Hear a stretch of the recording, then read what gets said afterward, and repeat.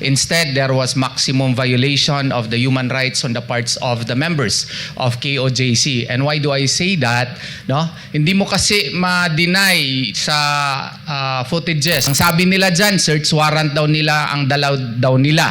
Pero hindi pala totoo, warrant of arrest lang. Illegal po yun, violative of Rule 113, Section 11 of the Rules on Criminal Procedure.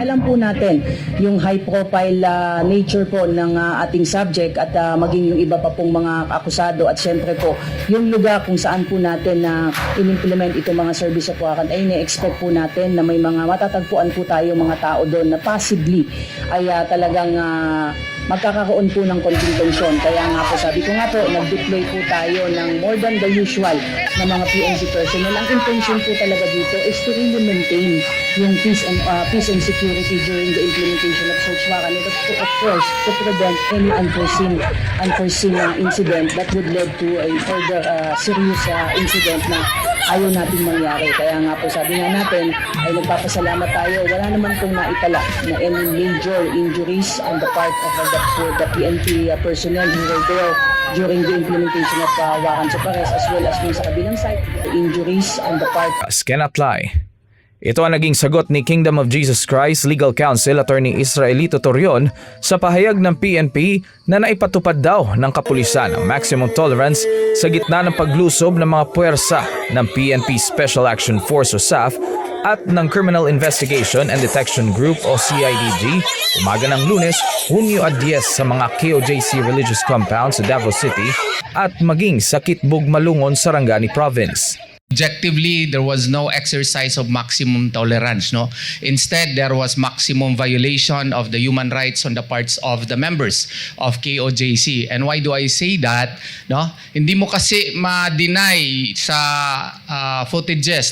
Sa sitwasyon sa Glory Mountain na nagkaroon ng tensyon at paninira ng gate ng mga tauhan ng SAF, malinaw na paglabag ito sa batas, lalo't humihingi lang ng kaunting panahon ng mga KOJC missionary worker na naninirahan sa lugar upang hintayin ang KOJC legal team bago sila papasukin sa lugar.